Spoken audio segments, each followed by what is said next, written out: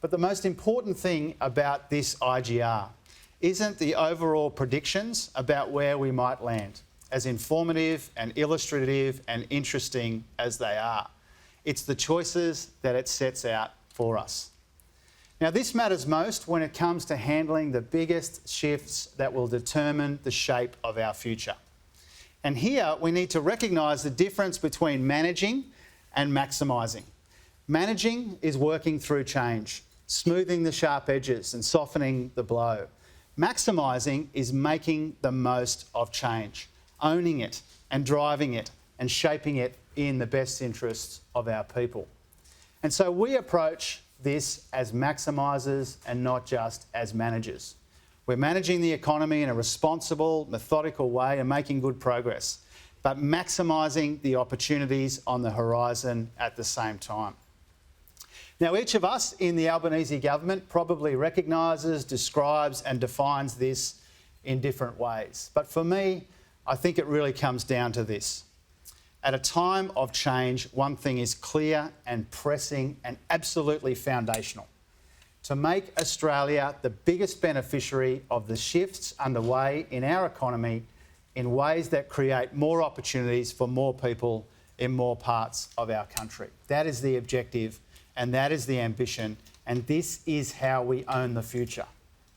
Now, we've built this whole intergenerational report on 5 transformative forces shaping the future of our economy and our society, from hydrocarbons to renewables, from IT to AI, from a younger population to an older population, which changes our industrial base and places a bigger emphasis on the care economy, and from globalisation to fragmentation.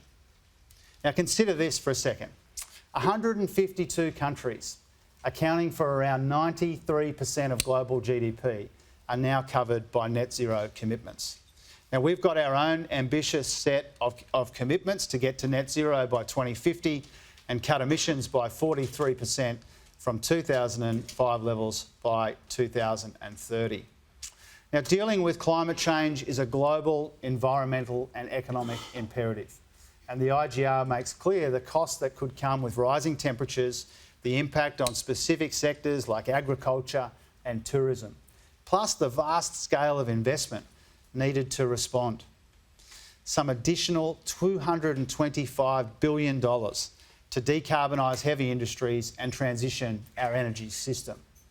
Now, these aren't just risks to manage or costs to bear. These are vast industrial opportunities, with more clean, cheap, renewable power creating cumulative, comparative advantages in the new industries of the net zero economy, unlocking new sources of growth and leveraging our traditional strengths. Now, the shift from IT to AI presents similar opportunities as well. As general purpose technologies, the impact of artificial intelligence and robotics will stretch right across the breadth and length of our economy in powerful ways.